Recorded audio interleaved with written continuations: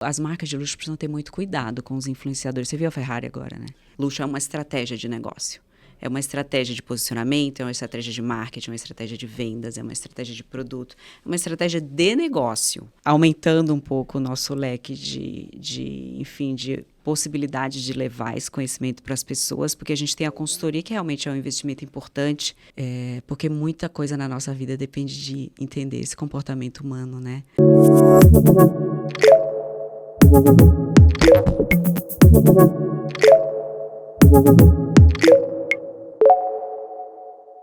Fala, meus queridos e queridas, tudo bem? Sejam bem-vindos aqui a mais um episódio nosso desse super podcast bacana. A vida é uma venda, afinal, todo mundo vende em todo momento, né? Todo mundo fala, não, todo mundo é vendedor.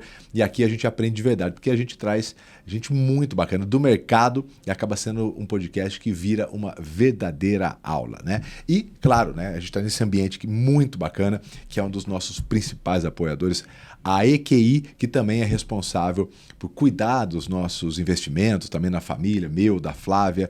A gente brinca bastante, né, que a EQI conseguiu algo incrível, que é fazer com que a Flávia poupasse. Então, assim, olha, é um grande acontecimento que a EQI fez e ela virou nossa parceira, apoia vários projetos e a EQI faz o que é o sonho, eu falo, né, de quem começa a empreender e começa a ter seus ganhos, que é realmente dar uma consultoria sobre qual o perfil que você tem, onde investe, e aí eu consigo hoje ter uma estrutura financeira, né, na pessoa física aqui, muito próspera, muito pela EQI. Então, EQI, muito obrigado. Sangue de vendas, né? A EQI é uma empresa de vendas que tem seus produtos financeiros aqui, e a Sankhya também, outra gigante do mercado, uma das maiores empresas de tecnologia do Brasil, ajuda o pequeno, o médio e o grande empresário com soluções, seja um ERP, seja um CRM, um software para você gerenciar seus clientes, tecnologia para escalar e organizar os seus negócios. Sankhya também é um patrocinador aqui e um apoiador do nosso podcast A Vida é uma Venda. Estou do lado da minha esposa, querida, inteligentíssima e agora poupadora,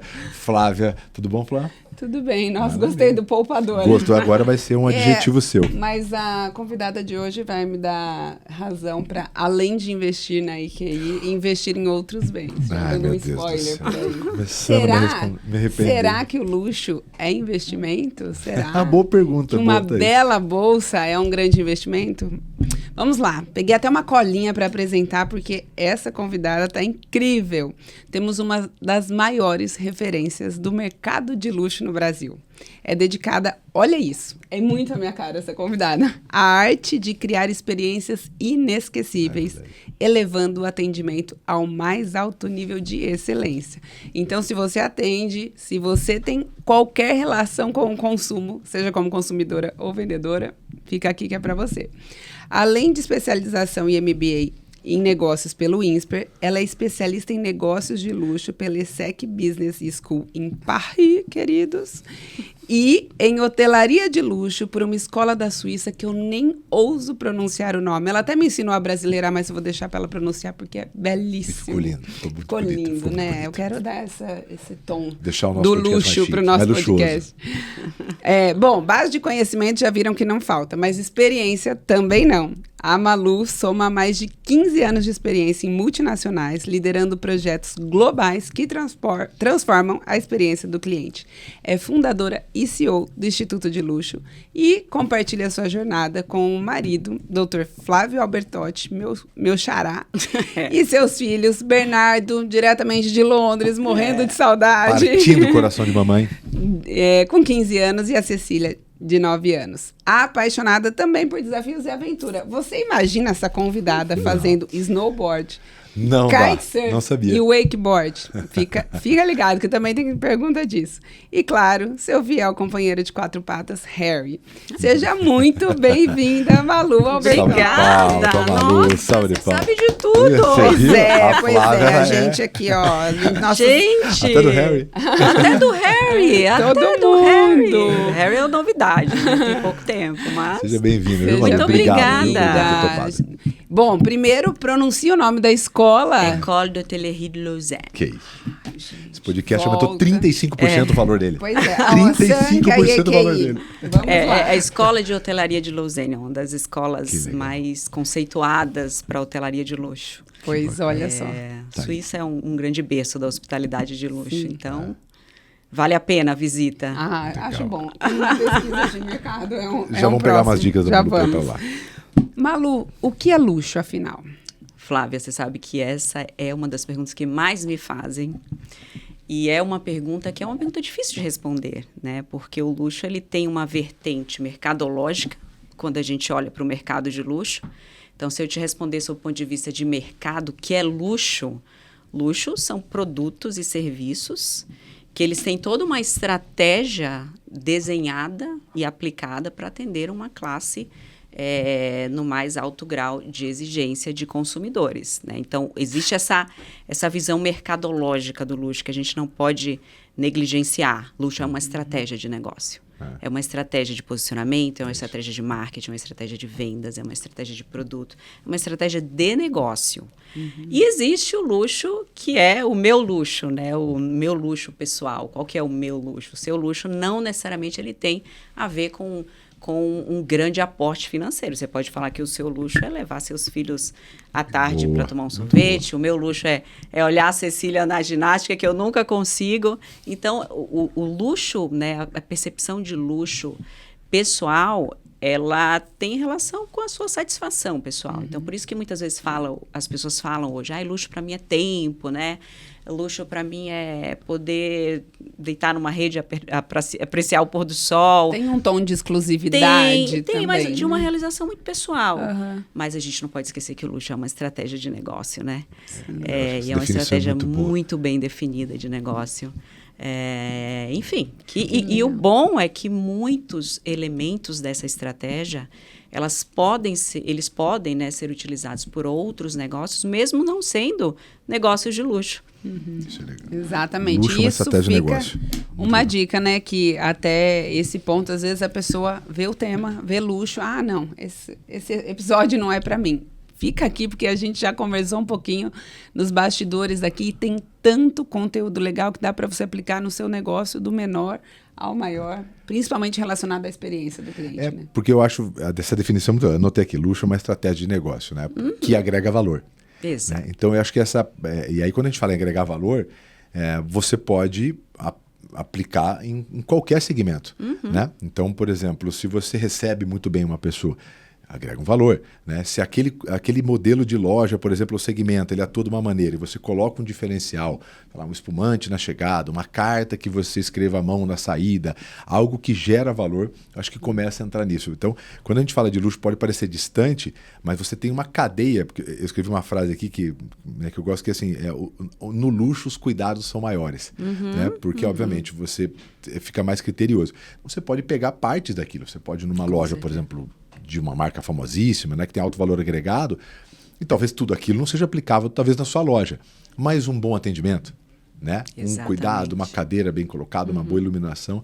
Eu acho que a pergunta é, dá para colocar esse luxo em qualquer tipo de segmento? Sim, a gente faz muito isso. A gente atende diversos segmentos. E o luxo é isso que você falou, né? No luxo, o detalhe não é um mero detalhe, né? O detalhe, ele é fundamental. E na estratégia de luxo, você tem pilares, né? A gente falando agora dessa parte mais palpável, que você falou de uma experiência numa loja. Existem alguns pilares no luxo que eles codificam a marca para que ela seja percebida como luxo. Então, por exemplo, quando você entra numa loja de luxo, de fato uma loja de luxo, a ambiência, toda a questão da disposição dos produtos, a vitrine, né, o visual merchandising, poucos elementos, porém um elemento importante que é totalmente diferente do marketing mais tradicional, a gente coloca muitos elementos num visual merchandising. Então, tem algumas características muito específicas de posicionamento da loja no mercado de luxo que tem esses pilares. Quanto mais a gente insere esses pilares do luxo, mais as pessoas decodificam isso como luxo. E o que acontece quando elas fazem isso? Elas aceitam pagar um preço a mais. Então, todos esses pilares que a gente fala, que é o estético sensorial, que é toda essa parte da ambiência das pessoas também, sabe, Flávia? Tanto na vestimenta, o que é o dress code, quanto na questão comportamental, quando a gente fala de boas maneiras, de etiqueta, de tom de voz, aí a gente vai para o pilar comunicacional, falamos sobre escolha das palavras, como apresentar um produto, gerando sonho, contando história, né, trazendo storytelling, trazendo o savoir-faire da marca. Aí a gente vem para toda essa questão da hospitalidade, como você recebe, o que você oferece, né, trazer um pouco de storytelling, inclusive, para esse momento. Então, todos esses códigos, tudo isso que é feito, né, eu chamo isso de inteligência estética das marcas, elas fazem com que, quando você entre num ambiente de luxo, você automaticamente adiciona um valor a mais àquilo ali. E esse é o VAL, que é o valor adicional do luxo. Quanto mais valor adicional do luxo você insere em um negócio, mais você ganha poder e potencial de precificação. Obviamente, dentro do seu segmento, né? Respeitando aí. Então, essa é a grande estratégia por trás desses códigos todos. Cara, essa definição é muito legal. Eu já anotei aqui sobre criar os códigos para criar valor. Essa parte do código muito. Essa parte é muito legal, né? Porque a gente fala, como que agrega valor? Aí a gente tem algumas... Mas se a gente desdobrar quais são os códigos que, ao ler, né, destrava aquilo, que destrava a excelência, destrava o exclusivo. Eu achei isso muito, muito legal. Anotei aqui, e tem uma coisa que é interessantíssima, né? Você vê como que você consegue passar alguns tipos de percepção dos códigos, né? Para um vídeo com poucos elementos. Cara, essa daqui para mim, e eu sou... A Flávia também, a gente é muito, não vou chamar de chato, a gente é muito criterioso com relação à parte estética do design, do logo, e é uma briga constante com a nossa equipe que está assistindo de marketing, eles sabem bem o quanto eu sou criterioso. Vem alguma coisa, eu falei, cara, isso aqui não está passando valor. Não é isso. A gente estava discutindo existe uma questão sobre valor, luxo, né? Você sabe que o marketing digital, você precisa inserir códigos do marketing de luxo. Existe uma estratégia, que é o marketing de luxo, né? Existe toda uma estratégia do marketing de luxo e você tem que aplicar isso ao digital. Porque o digital, ele não, obviamente, o luxo não nasceu no digital. O luxo foi uma estratégia criada para o universo físico, né? Não se falava. Sim. Então, o marketing digital, ele nasceu para um mercado muito mais tradicional, né? Muito mais de volume, né? De massa. Então, você tem que meio que luxurificar o seu marketing digital para você inserir os códigos do luxo. E é muito fácil as pessoas se perderem nisso também. Muito. Eu tenho clientes, não adianta você ter um produto... Da mesma forma que você se perde na loja, né? No universo físico também. Não adianta você ter um produto incrível. Você pode ter o melhor produto. Se você não coloca esses códigos, né? Você está querendo vender uma bolsa de alto luxo numa loja, numa rua popular. Você não vai vender. Porque o que precisa para o luxo? Precisa o reconhecimento desses códigos. Se eu pegar qualquer um de vocês, levo o Thiago para um hotel e eu coloco ele dentro do hotel, ele vai automaticamente me falar, esse hotel é luxo, esse hotel não é luxo. Exato. Só pela sua codificação visual. Exato. E você vai aceitar pagar menos ou mais pela diária. Sim, a gente tem uma experiência no Unique Garden. Sei. E é muito relacionado a essa questão que você disse dos códigos, né? Desde a recepção para você fazer o check-in, enquanto você faz o check-in, o que é que tá como eles te recebem, da portaria, do booking, né? Isso, da reserva. Ali, desde reservar, né? Reserva. E aí a entrada, a chegada, a forma como você é recebido. A gente já ficou em hotel tão ou melhor em termos de o tamanho do quarto, né? A gente pegou uma suíte ali próxima da piscina que a gente queria. Então, assim, o próprio tamanho do quarto, as condições, enfim, no geral, já pegamos algumas coisas, ou estruturas melhores. Porém, o toque da toalha, toda a questão da roupa de cama, o atendimento no café da manhã, a pessoa que observa, o storytelling que tem aquele lugar. Da entrada até o quarto, quando leva de carro, o storytelling. O que eles vão, você entra, eles vão contando a história, por onde foi criado. É extremamente emocionante. Eu, me emocionei muito.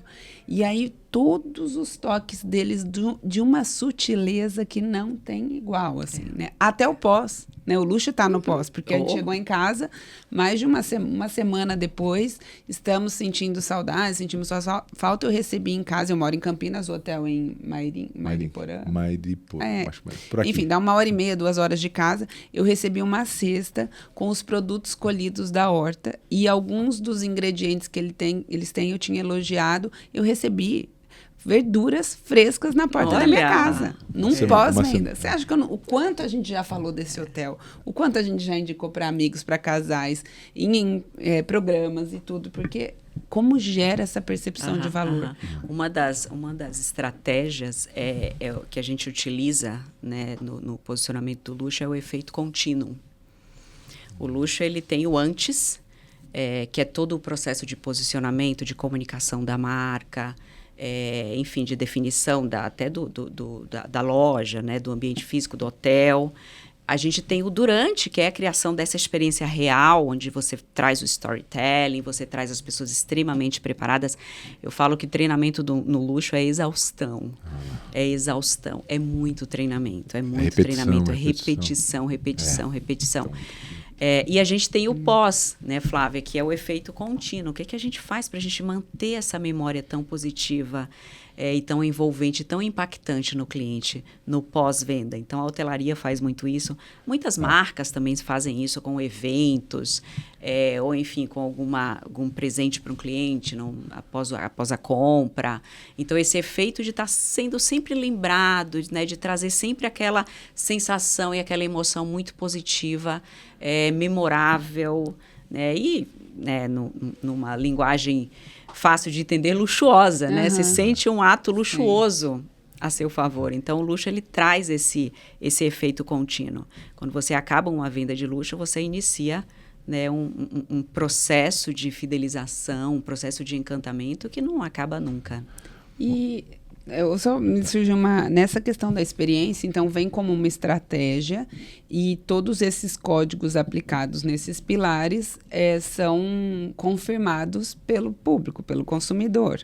Exato. E aí, o que difere uma marca em que a gente pega aqui o JK, por exemplo, né? Existem marcas que a gente entra como da primeira vez e independentemente da roupa, obviamente se você está mais bem vestido, tem aquela questão, existe um julgamento, é impossível dizer que não por parte do vendedor, todos nós estamos julgando o tempo todo, mas existem marcas que têm esse elemento de luxo com uma simpatia e uma delicadeza. E existem marcas que você se sente invasor, quase não pertencente àquele espaço, assim, desculpe estar pisando no chão da sua loja, eu não vou fazer nada. É uma pena, né? O que, porém, continuam sendo marcas de luxo muito reconhecidas e extremamente consumidas.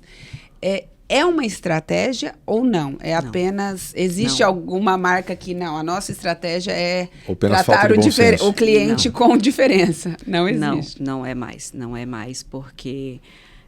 Mas hoje, já foi isso? Já teve isso antes, talvez? Talvez há muito tempo. Porque assim, legal. O que acontece? Antes a gente tinha, mas antes mesmo, né? A gente tinha uma elite muito tradicional do luxo de consumidores. Era uma elite tradicional que tinha um estereótipo ali que seguia e o consumidor de luxo era aquilo ali. Hoje a gente tem uma nova elite consumindo luxo. A gente tem uma classe média importante que consome luxo. Então, o luxo não tem aquela cara, né? Claro que a gente tem, né, os clientes muito high ticket, que são muito poucos para as lojas. Mas hoje as marcas devem estar preparadas para criar uma experiência com a marca, independente da compra. Uma experiência com a marca. Se isso não acontece, tem uma falha de treinamento, né, tem uma falha de entendimento que hoje a maior estratégia de branding que existe para uma marca de luxo é a experiência. Porque a experiência, você cria o desejo mesmo que a pessoa não compre naquele momento. Ela vai pensar. O produto de luxo ele não precisa ser vendido ali. Né? Tem uma frase de um ex-head da BMW que eu adoro, é um americano, ele não está mais como CEO da marca, mas ele tinha uma frase que ele falava assim: se um jovem de 18 anos entrar numa concessionária, não comprar e for dormir sonhando com um BMW, eu fiz o meu trabalho. Incrível. Que legal. Ele não fala assim, quando um jovem de 18 anos entrar no BMW ou numa concessionária, ele precisa sair com o BMW. A qualquer custo, feche um negócio, parcele, né? Faça qualquer coisa. Ele não fala isso. Que fantástico. Quero que você sonhe com o BMW. Porque o dia que ele puder, ele vai comprar um BMW. Ele vai realizar. Acho que talvez seja esse. Era uma pergunta que eu ia fazer da diferença do varejo tradicional para o de luxo. Olha, até agora acho que talvez essa seja aí a principal Thiago, diferença, ou tem mais alguma coisa que você vê? É uma das diferenças importantes, porque um produto de luxo na sua essência, ele não pode implorar para ser vendido. Ele tem que implorar para ser comprado. Que legal. E como que você Você implora para comprar algo? Você cria toda uma estratégia antes, né? Então, eu volto a falar. Você começa como? Na mensagem da marca, na brand message, que é todo o posicionamento, toda a sua comunicação com o mercado, suas campanhas de marketing. Aí a gente vem, né, para toda uma experiência real com o produto ou com o serviço, que aí pode ser real, quando eu falo, é a troca das mensagens, né, da experiência com o cliente, que aí pode até ser online também, mas precisa ter os códigos, até, né, a experimentação do produto também. Então, tudo isso vai criando desejo. Quando o cliente entra numa loja, né, todo o processo da venda de luxo, que é algo que a gente treina bastante para vendedores, que é a venda consultiva emocional, você tem que inserir a cada momento da jornada onde tem que ser dito algum storytelling interessante, qual o savoir-faire da marca que você tem que trazer, como você envolve ele, né, para ele já enxergar esse VAL, esse valor adicional do luxo durante esse processo da venda. Porque no final, Thiago, quando você vai negociar o preço, já está vendido. Sim, exatamente isso. Porque se você não gera esse valor, quando você passa o preço, né, o preço real do produto, e ele não tem esses valores percebidos, qual é a sensação que a gente tem? Não vale a pena. É como se fosse desconexo, né, do resto. Exato. Né? Vem um preço muito alto sem a conexão. Né? Eu tenho um gráfico que eu sempre apresento nos meus treinamentos, que é assim, a percepção do valor de um produto de luxo, imagina um gráfico pizza, tá? Ele vem de 3 partes. A primeira delas é o valor de uso, né? A funcionalidade. Você quer ou não quer, né? Assim, você não compraria um relógio que não te desse as horas, né? Sem dúvida, pode ser um Rolex, o que for, não, mas eu preciso da hora, né? Exatamente. Então, tem a funcionalidade, tem o valor de uso daquilo ali. Aí tem um valor simbólico, que é o valor do sonho. Né? Que é tudo isso que você cria com essa estratégia. Que é aquele menino de 18 anos que visitou Exato. Então, você tem um valor da funcionalidade, o valor de uso, você tem um valor simbólico e você tem terceiro valor, que é o valor de troca. Esse é o preço. Agora, imagina um gráfico pizza, Thiago. Quanto mais você alarga a percepção desses 2 valores, o que você faz com a percepção do valor de preço? Automaticamente você diminui. O que quer dizer isso? Quer dizer que eles aceitam mais o valor que você cobra. Então, qual que é o maior erro de uma venda de luxo, já que você fala tanto de vendas? Você vê em muitos mercados, por exemplo, mercado imobiliário, que eu atendo bastante.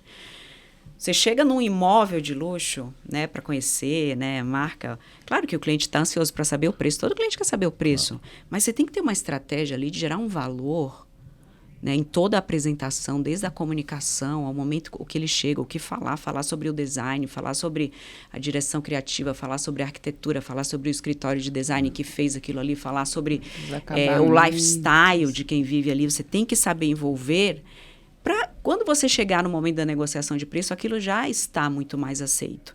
Aí, muitas vezes, no mercado imobiliário, o primeiro contato que o corretor, né, o consultor de vendas, muitas vezes faz é, olha, o valor está tanto, mas eu estou com uma tabela de preço aqui, eu consigo falar com o meu gerente para dar um bom desconto para você, mas fechando até sexta-feira. Né? Nem falamos sobre preço, né? Quer dizer... Então, assim, exatamente, ele perde a oportunidade de envolver, gerar todo esse valor para que o produto seja, né, aceito com esse valor a mais que o produto de luxo tem. É interessante a jornada, né, do empilhamento de valores, né? Porque é óbvio, imagina, você está nessa sala, a gente percebe que é bonita. Quando a gente fala que essas paredes são assinadas por tal pessoa, eu já tenho Quando eu sou recebido, né, por uma pessoa e eu sou recebido num belo ambiente, eu tenho um valor, né? Quando a pessoa, ela genuinamente, né, ela conhece você, se destaca, tem uma apresentação e a gente, né, tem a criação, tem um valor daquilo, né? Quando a cadeira tem, ele não sabe o preço, né? Como a gente fala, se você vai numa loja de bolsas, por exemplo, de luxo, você, antes de saber o preço, você já está acostumado, porque você vê no ponto, você vê a iluminação, você vê o design, você vê a roupa das vendedoras, como eles perguntam, a distribuição, você sabe, você vai somando, né? Agora, fecha o olho, abre a caixa, 1 milhão, né? Óbvio, né? Essa construção Exatamente, foi boa essa sua analogia. Essa construção, ela some. Você falou aqui dessas etapas, interessante, né? Em geral são as 8 etapas lá, né? Abordagem, planejamento. Como que funciona? Que eu vi que você elencou algumas. Como que funcionam essas etapas, por exemplo, de um atendimento do vendedor de luxo, que eu vi que você falou da abordagem, do storytelling. Tá, como que em geral funciona? Tá. Quando você fala a parte mais prática mesmo, isso, né? Quando, por exemplo, você vai treinar a equipe lá, como que você desenvolve isso? O que a gente faz com as marcas que a gente atende? A gente desenvolve um roteiro de experiência da marca. Então, a nossa consultoria, o Instituto do Luxo, a gente faz consultoria para implantar um modelo de experiência da marca extremamente personalizado sob medida para aquela marca. Isso, esse seu serviço, ele engloba, inclusive esteticamente? Inclusive esteticamente. Tá. A gente faz, inclusive, dress code, toda a parte da ambiência, seleção de aroma, de uniformes, música. A gente não executa tudo, mas a gente faz toda essa curadoria para as marcas. E a gente cria a experiência, porque a experiência física ela é extremamente importante quando você realmente quer posicionar muito no luxo, né? A ambiência, a gente sabe disso. E aí a gente desenvolve esse roteiro de experiência. O roteiro de experiência é isso que você está falando. É aquele passo a passo detalhado de tudo que a pessoa precisa fazer em termos de postura, de comportamento, de linguagem, de expressão facial, de capacidade de entender os elos emocionais do cliente, fazer aquela conexão emocional. Porque uma coisa que eu falo muito hoje, a gente não pode ter um script, porque o script ele engessa, e os consumidores eles querem autenticidade. Né? Então, eu vou atender um cliente de luxo, eu vou transmitir os códigos do luxo, eu vou transmitir a linguagem do luxo, eu vou transmitir o savoir-faire da marca, eu vou falar sobre storytelling. Se a Flávia atender, ela vai fazer tudo isso com a autenticidade dela. E tá tudo bem, para ser assim. Então, não é para ser um script repetido. Talvez você fale uma coisa antes, você traga uma história que... Existe uma metodologia isso, né? Existe uma Mas metodologia. Não o script, existe uma metodologia. O que a gente faz muito é entregar, né, e fazer o treinamento das pessoas, o on-the-job training, desse roteiro de experiência, simulações, porque, como eu falei para você, é exaustão. E assim, às vezes é até difícil fazer os meus clientes entenderem isso, porque as pessoas às vezes acham que vão treinar um dia. Eu quero treinar minha loja para... Tá bom, a gente vai fazer o treinamento, mas a gente vai fazer um acompanhamento trimestral, a gente vai fazer... E nem sempre as pessoas entendem que o luxo é esse longo prazo. Precisa. O luxo é esse longo... Como que você precifica um produto de luxo, Flávia? Como que a Chanel chegou no preço das bolsas que ela tem hoje? Você acha que foi um dia... Foi longo prazo. Foi longo prazo, né? Posicionamento é longo prazo. E uma coisa importantíssima que eu falo também, Thiago, tanto o posicionamento quanto as decisões diárias, né, de ações, elas precisam considerar esse posicionamento de longo prazo. Por isso que vem a questão, por que a maioria das marcas de luxo que utilizam 100% das estratégias do luxo não fazem promoção? Porque a promoção é uma ação de curto prazo. Como que você vai ter uma estratégia de longo e uma ação de curto prazo? Então, a promoção, né, o sale, é um ciclo vicioso ali que muitas marcas estão, e às vezes é uma dinâmica que o mercado acabou cedendo por uma série de razões. O fast fashion chegou aí com produtos muito parecidos, né, em termos de design somente, mas não em termos de qualidade, valor e nada. Então, talvez tudo isso tenha gerado essa necessidade das marcas, mas não é definitivamente uma estratégia do luxo fazer esse tipo de venda mais apelativa, de promoção, de liquidação, de sale. Porque não agrega esse valor. Não, você perde valor. Exatamente. Você perde valor. Tirando esse empilhamento dos valores, né, para nós de cobrar, né? E aí o que o cliente fiel, leal da marca fala? Poxa, mas espera aí, eu comprei. Aí você olha, a gente está numa crise no luxo agora, o mercado de luxo está numa crise importante. Qual uma marca que não para de crescer? Hermès. Chanel. Não para de crescer, não para de vender. As que mais seguiram a estratégia fidedigna do luxo. A de mais alto valor agregado no mercado de queda, é verdade. E você vê a Louis Vuitton. 20% da China ali, que é o coração do consumo. Que não está comprando nada. A China não está comprando nada. Mas olha, olha que é um baita de um ensinamento de todo segmento, né? Não existe algo que gera valor, algo forte, sem tempo. Não existe. Né? Você vê, olha como E as pessoas são ansiosas hoje. Os empreendedores são ansiosos, eles querem o resultado. E quer margem com curto prazo. Não dá, é que a gente falou, é bem colocado. O desconto é uma ferramenta de curto prazo. É uma estratégia de curto prazo. Sei, ou promoção, quero vender até o final do mês. E você educa mal o consumidor, porque fica esperando. Bom, eu espero para comprar em determinada marca. De fato, tem marcas que eu faço isso, porque eu sei qual é o risco que eu corro daquela peça específica do meu tamanho não ter. Mas tudo bem, não era a minha peça, perfil, desejo. Né, mas assim, eu só vou comprar se for algo muito desejo, senão deixa lá, vai estar com 50%, 60%, 70%. E olha como é, só para completar, olha como é contraditório, né? Só reforçando. Você está educando o consumidor para um preço, para um valor do seu produto acima da precificação de mercado normal. Você está falando, eu sou luxo. Então, você vai educando o seu cliente, gerando todo o valor para ele aceitar esse preço aqui. Aí depois você fala para ele, não, agora tá metade. Corta na raiz, né? Exato. Corta na raiz. Você entendeu? Você pede um valor consistente. O luxo precisa ter consistência. O luxo precisa ter essa perenidade, né? Esse longo prazo. E é interessante isso, quando a gente não sabe o que está nos bastidores da marca. Eu fico muito curiosa, né? Tem uma marca de moda feminina, né, bem conhecida, e enfim.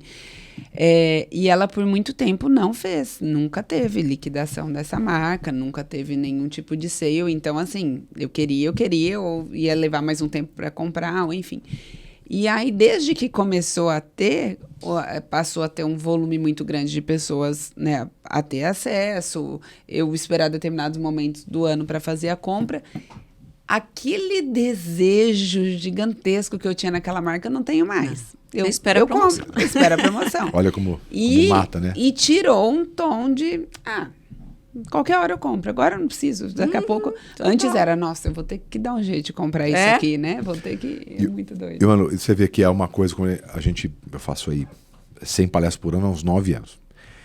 E talvez o assunto que mais pedem para tratar é com relação ao desconto, para a equipe comercial. Mas você vê que boa parte do desafio do desconto está atrelado ao posicionamento da empresa. Então, o gerente pede para que não dê, mas todo o entorno não gera valor para cobrar mais. Aí, claro, fica nas costas do vendedor, né? Que é o que fica. Mas todo o entorno, esses códigos não são colocados na empresa, né? E aí fica a briga pelo preço. E esse entendimento de valor ele é construído com o tempo. Então eu falo para todo mundo, se você quer trabalhar com margem, e aí eu entendo um pouco disso, porque hoje, né, no nosso segmento a gente é o que cobra ter o valor maior. Então eu imagino que todo mundo que liga pra gente, todo mundo tem 3, 4 outros orçamentos mais baratos. Todo mundo. Então a gente meio que conviveu com o barulho da objeção de preço, né? Mas e a gente tem uma certa construção, a gente está há muitos anos, né? Mas nessa área há tempo fazendo, então vai gerando. Mas chega lá na ponta, você tem que relembrar, o storytelling tem que entrar, por que a gente cobra esse valor, né? Então tem todo esse trabalho acontecer. Você vê como não é da noite para o dia. Eu vou pegar um grande exemplo. A Mercedes. A Mercedes, ela, há pouco tempo, ela colocou ali 20%, 25% a mais de preço. Se você olhar para os principais concorrentes, BMW, Audi, eu acredito... não sou o maior especialista, mas eu vejo um pouco de diferença da Mercedes de acabamento, enfim, mas às vezes é uma questão pessoal, né? Mas não tem uma grande diferenciação. Mas o que aconteceu? Isso leva um tempo. As vendas da Mercedes no Brasil despencaram, né? Você vê Audi, BMW com vendas altíssimas. Então, a Mercedes ainda vai, mesmo sendo a Mercedes, ela vai levar ainda um tempo de empilhamento para as pessoas entenderem por que 20%, 25% disso. Então, para quem está escutando a gente, vê que é possível, né? Mas primeiro, muita exaustão dos códigos. Eu achei essa parte dos códigos, eu vou até pedir para colocar, depois eu anotei aqui na legenda, porque eu achei assim fantástico. Porque quando você olha ele assim, como você fez, a gente começa a entender. Eu falei, opa, peraí, realmente é ambiência, disposição, poucos alimentos, vestimenta, o storytelling, né? Qual que é aí tem o produto também, que é extremamente importante. Claro, chega lá, o produto tem que ser de confirma. alta qualidade. Mas você vê produtos muito semelhantes de qualidade. Um exemplo, como eu dei de carros aqui, o quanto que um outro consegue colocar de diferença de valores. É claro que o produto, mas muitas vezes eu sei que alguém comentou sobre o relógio, né? Aí alguém comentou que dava um relógio de luxo, mas não está funcionando. Algum de luxo, né?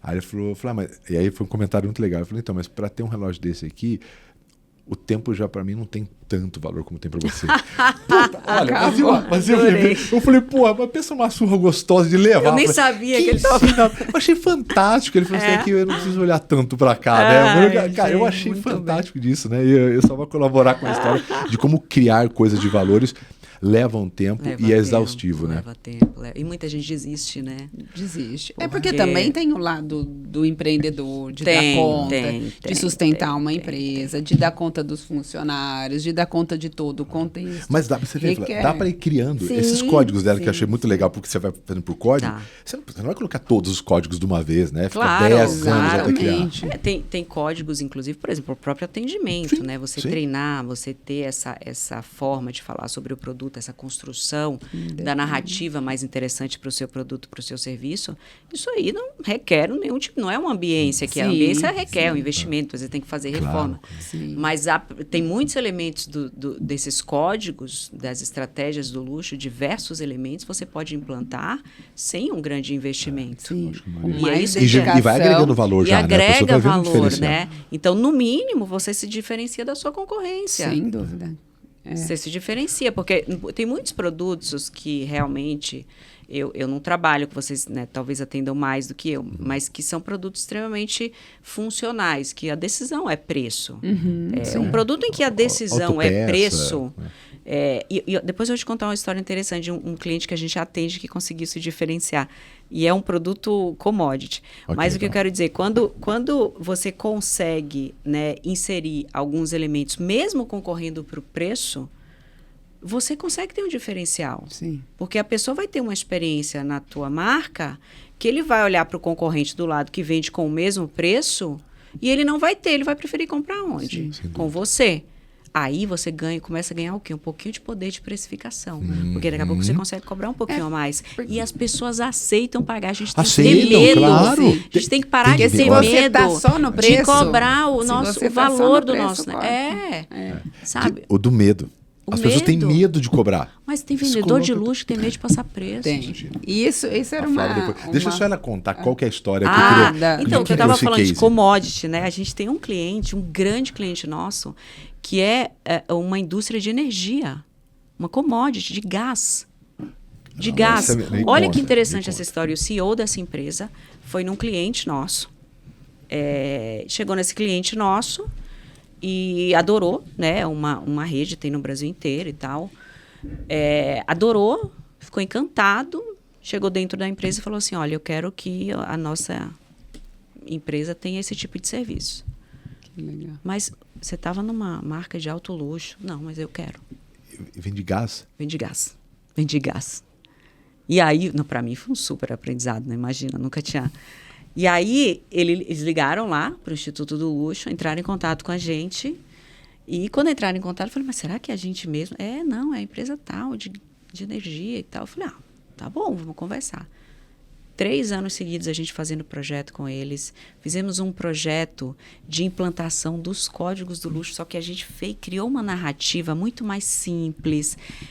Obviamente que nem todos os códigos podem ser inseridos, como, por exemplo, esses códigos visuais, nem todos a gente consegue, mas o comportamento, a conexão emocional com o cliente, a atenção excepcional aos detalhes, tem muito dos códigos do luxo que a gente inseriu e eles tiveram um aumento de NPS. Eu estava conversando ano passado, que a gente fechou ano passado com o pessoal da empresa, é incrível.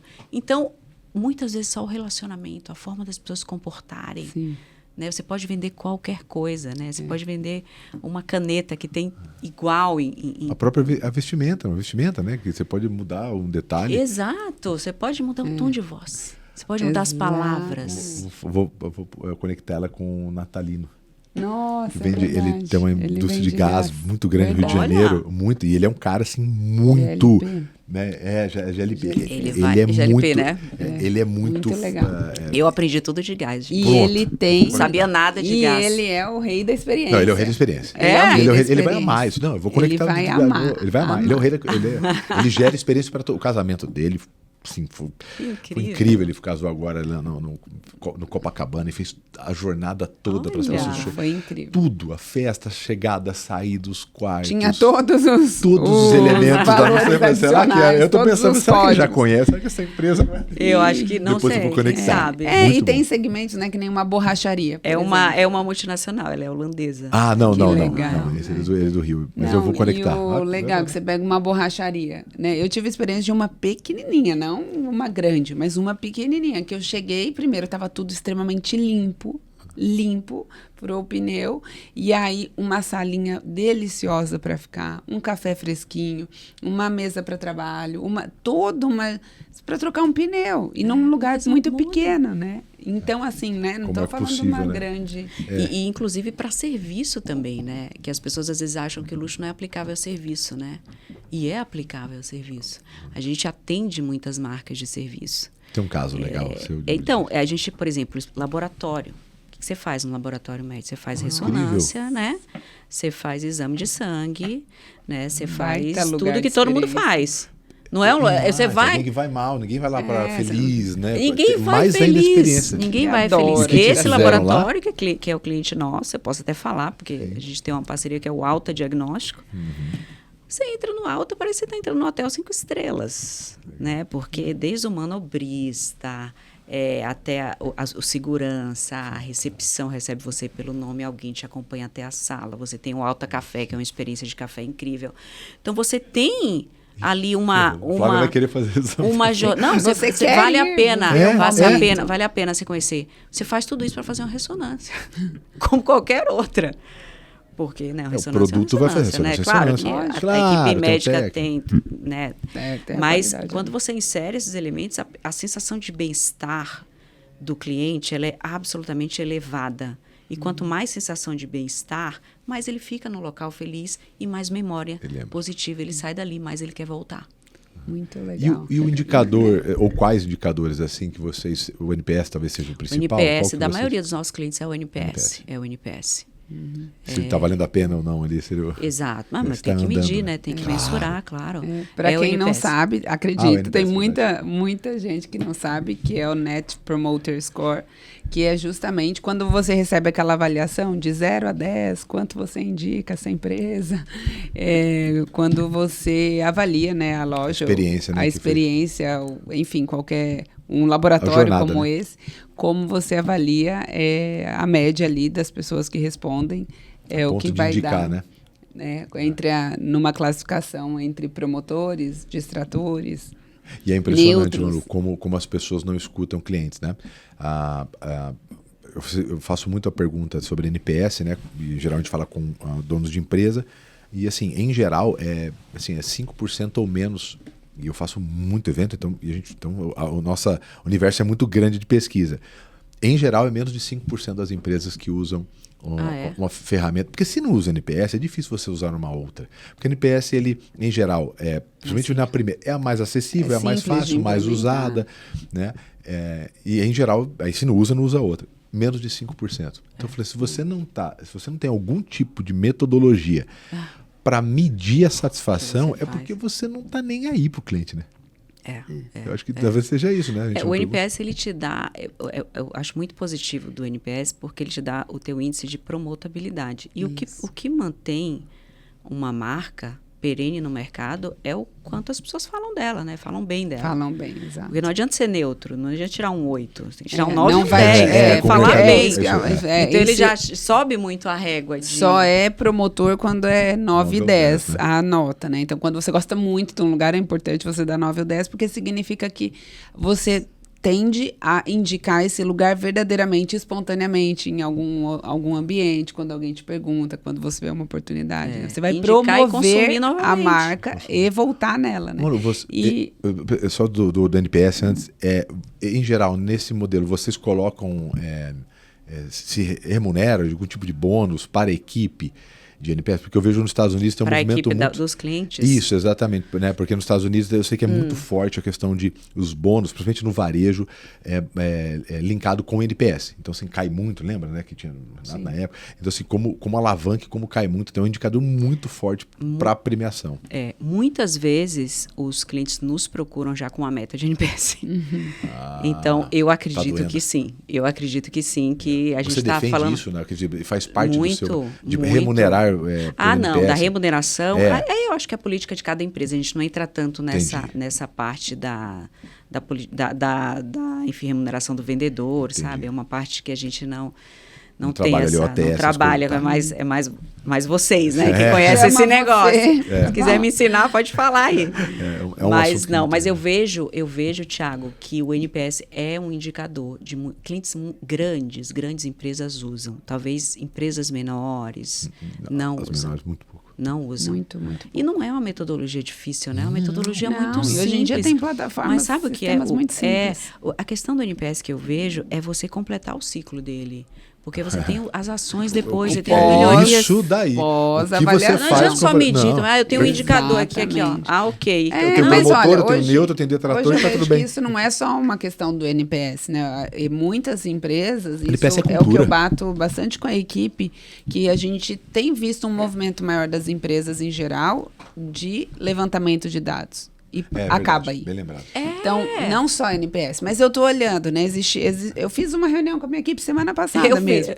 Eu falei, a gente está com todos esses indicadores de sucesso do cliente. E o que eu estou fazendo com isso? E aí, por exemplo, né, a gente está lá. Esses bem aqui são os cursos mais assistidos. Legal, é o mais assistido. E o que isso significa? O que eu faço com isso? O marketing está sabendo disso, as outras áreas estão sabendo disso. Essas pessoas que concluíram esses 3, elas têm a mesma jornada, porque agora é a hora da gente entrar para o sucesso e falar, legal, você já cumpriu essa etapa da jornada, que tal se você fizer tal ação? E aí, é o tempo todo na exaustão da equipe e, na maioria das vezes, do próprio empreendedor, do gestor, de pegar o dado e trabalhar. Porque se você só levanta o dado, você tem um problema maior, porque você está dedicando tempo da equipe para levantar e não fazer nada. Mas eu tenho essa mesma conversa com a minha equipe. A gente tem uma reunião estratégica toda sexta-feira e às vezes vem indicador para mim. E o que a gente vai fazer com isso? Porque antes era olhar para o indicador e olhar para ele. Pronto, temos o indicador. E agora, o que a gente vai fazer com esse indicador? Quais as ações que a gente vai tomar? O indicador é uma fotografia, né? Legal. Então isso é importante você despertar nas pessoas, né? Legal. E a melhoria vem da ação, não comparativo também, né? Porque às vezes a pessoa está olhando aqui, tá ótimo, mas compara com semana passada, semana retrasada, o mês, o ano, no mesmo período. Ele caiu. Então assim, era 9, agora tá 8. Mas 8 ainda tá bom. Tá, mas a gente sempre foi 8 e era 6, 7, subimos para 8, ou a gente era 10 e estamos... Então, né, isso entra... E aí, falando dessa parte de treinamento e trazer essa consciência, um passo antes, né, que é a dor que a gente vem falando em praticamente todos os episódios, a seleção dessas pessoas. Como existe... não sei se vocês fazem esse trabalho, mas existe um perfil... mais indicado para trabalhar com o luxo? Nos pedem muito esse serviço, mas eu confesso que a gente ainda não tem essa vertical. Quem sabe um dia... É um desafio, né? Vocês fazem isso? Desafio. Não, para outros não. Para a gente já é bem desafiador. Bem desafiador. Eu sempre falo que, assim... Eu não tenho essa estrutura, mas se eu fosse falar sobre algumas habilidades, né, que eu observaria ao contratar alguém de luxo, alguém pro mercado de luxo, eu começaria muito pela questão comportamental. Porque o que ele vai aprender sobre o produto, sobre o storytelling, sobre as estratégias de vendas, é mais fácil da empresa ensinar. Agora, essa questão do comportamento, claro que assim, isso tem que ter muito a ver com a mensagem da marca, tá? Se você tem uma marca clássica, procura pessoas que tenham um comportamento mais calmo, um comportamento um pouco mais comedido, que tenha um pouco mais, né, de traços ou de até visualmente que transmita esses valores da sua marca. Senso de detalhe é algo importantíssimo, Flávia. Porque o luxo, a pessoa não tem detalhe, passa, assim, uma xícara trincada chega para o cliente. Isso não pode acontecer no mercado de luxo. Você não pode servir um café com uma xícara trincada.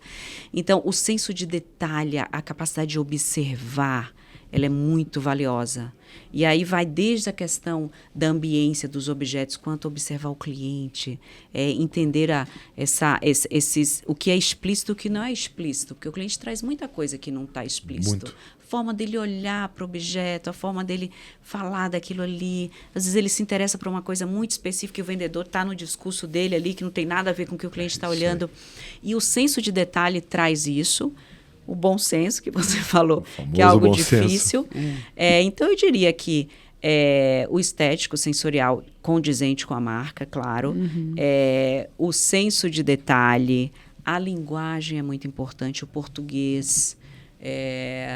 Isso aí, né, a pessoa conseguir construir uma linha de raciocínio, conseguir se expressar, porque ele vai lidar com clientes com uma exigência, um repertório de vida muito alto. Então, claro que ele não precisa ser, né, mas ter um mínimo de uma fluência ali para conseguir envolver aquele cliente em uma narrativa, ter a capacidade de pegar essa narrativa, que é um pouco mais complexa no luxo. Porque eu imagino para o varejo, né, pensando aí em grandes marcas, eu lembro que uma gerente de uma loja de luxo que a gente foi fazer uma compra, ela falou... Nossa, você tá muito legal com a sua esposa. Tá. Porque eu sou um anjo. Você tá eu tô de jaqueta, não dá para ver as asas, mas... É um anjo, não posso reclamar. Mas sempre pode melhorar. Eu também acho. Tem nada de poupar, né? E se você tiver dúvida do que comprar, temos uma consultora vou fazer oficial. questão de fazer isso para você. Porque eu tenho uma habilidade incrível que é errar presente. Poucas pessoas no mundo conseguem errar tanto presente igual eu. Você não vai. Na pegar próxima vez que você me falar chama, assim, eu vou comprar o presente da Flávia com você. Eu tenho alguns contatinhos. Obrigado, eu bons, gosto obrigado. dos vendedores daqueles que você gosta. Mas, enfim, ela contou de um episódio, né, que chegou uma pessoa para comprar uma bolsa e aí ela falou, quando ela falou o valor da bolsa, aí fez todo o storytelling, uma excelente, ela era gerente já, mas ela contando quando ela começou, a vendedora. Aí ela falou que a expressão da cliente foi... Não acredito que esse valor. E ela ficou, ai meu Deus, né? E agora, começando a carreira, o que é que eu falo? E ela ficou ali, aí ela deixou um tempo, a cliente respondeu, gente, se eu soubesse que era tão barato, eu tinha vindo antes. Meu Deus, nossa, eu vou levar com certeza. Ela, ai, que alívio. Mas ela falou assim, pra mim, a primeira reação foi realmente absurdamente caro. Porque ela falou assim, o meu salário do ano não daria para pagar a compra que ela fez naquele dia. E ela falou, hoje ela é gerente, ela falou, mas... Para eu transpor essa barreira, e hoje, para eu transpor essa barreira para os meus colaboradores, ela falou, para mim é difícil. Uma pessoa que vem de ônibus, que vem de uma periferia, que vem de uma condição difícil de vida e tudo, e olhar uma pessoa comprando uma bolsa de 20, 30, 60, 70 mil reais, assim. E aí ela falou, treinar para isso, e aí eu lembro que ela não usou o termo exaustivo, ela falou assim, é incessante, é o tempo todo, o tempo todo. Porque ela falou, treinar o olhar num tom de, sim, é diferente. E aí, como é que vem esse treinamento? Isso, você sabe que isso é um grande desafio para muito vendedor de luxo. Você coloca a sua carteira como a medida do que o cliente vai pagar.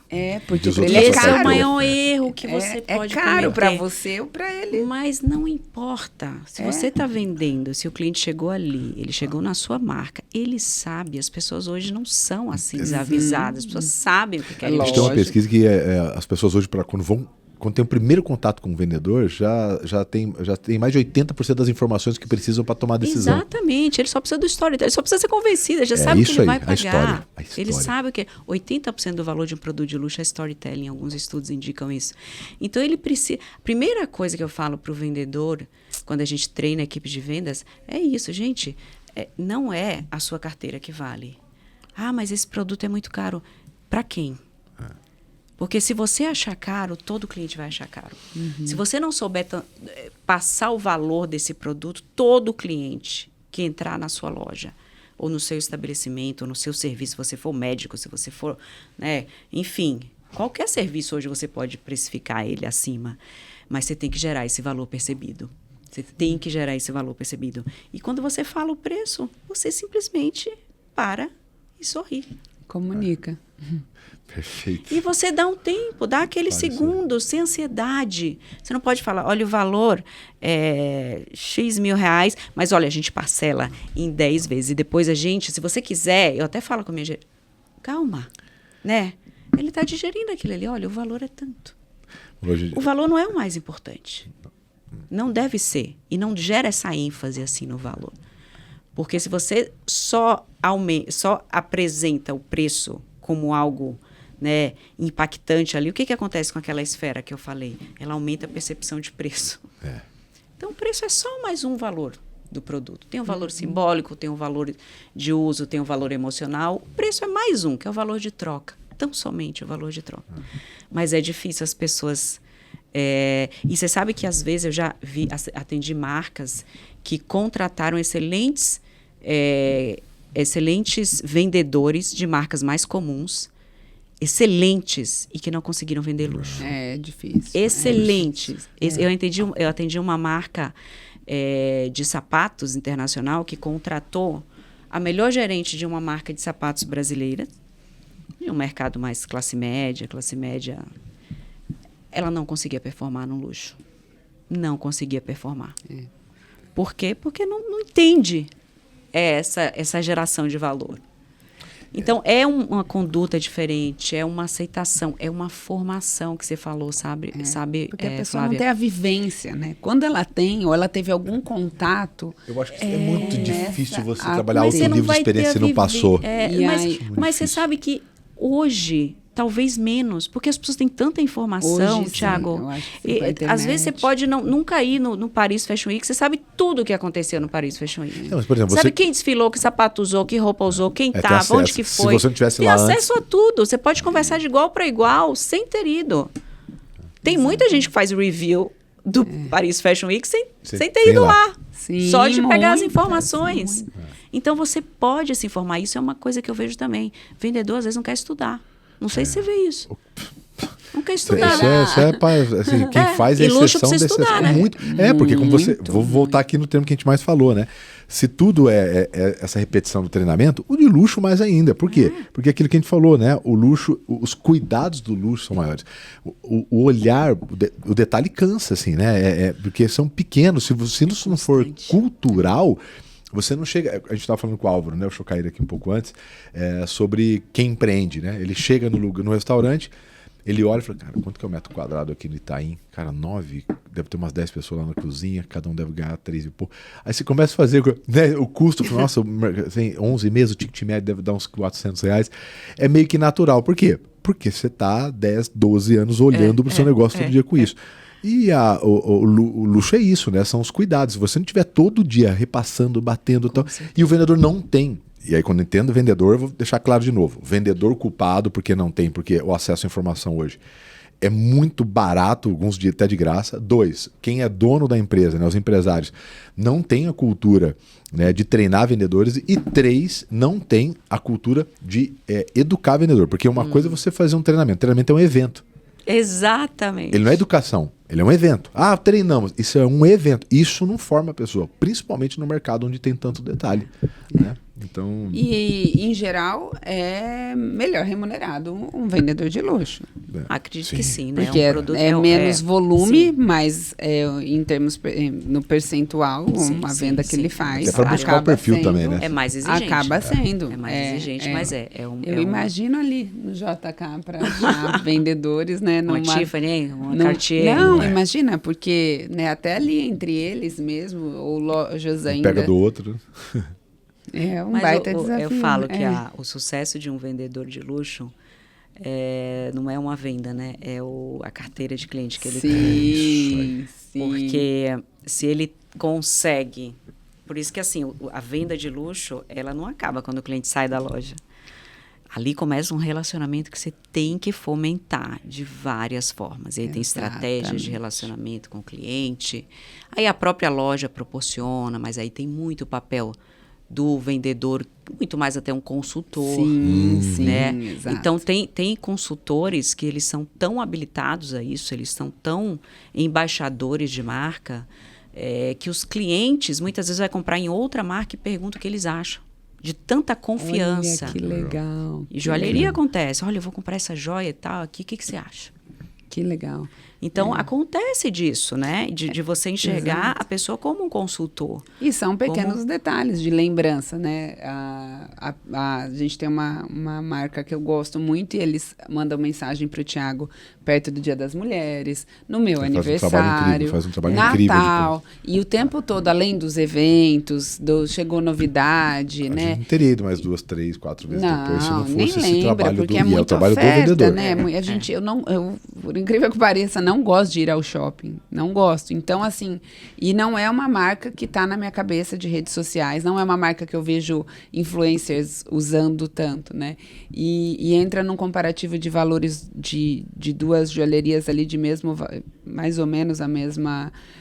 o mesmo custo aí de compra e e aí entra o valor, porque uma delas para eu comprar por WhatsApp, que para mim é a maneira que mais funciona, me disse que não tinha como, e para eu olhar no site, eu mandei a mensagem, até contei isso em outro episódio, mandei uma mensagem, olha, estou precisando disso, olha no site, e tudo que tem no site, você pode me mandar aqui, praticamente tudo que tem lá a gente tem em loja. Ok. Parecia combinado. No mesmo dia, no dia seguinte, essa marca que eu costumo consumir me mandou. Oi, Flávia, querida, tudo bem? Desculpa atrapalhar, mas ela já tinha me pedido autorização para mandar mercadorias. Olha o que chegou, é a sua cara. E aí me mandou um colar cheio de brilhos, não sei o quê. E fez o vídeo no detalhe. E você vira assim, usa assim, assim, assim. Aonde que eu vou comprar? Lógico, eu nem olhei a diferença de preço. Do valor ali estava muito maior, o valor adicional do luxo. Né? E deixa eu te fazer uma pergunta. Essa questão da crise do luxo, o que está acontecendo com o comportamento do consumidor que está trazendo isso? É uma mudança de consumo, do perfil? Uma crise global, né? O que eles estão mais atribuindo o luxo é a China, né? É uma questão mais econômica mesmo.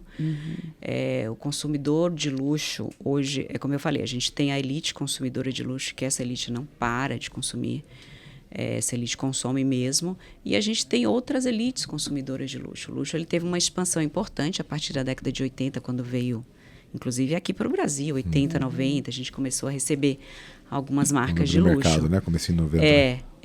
Mas ainda tem um público muito sensível, né? Que é um público que qualquer restrição ele para de consumir.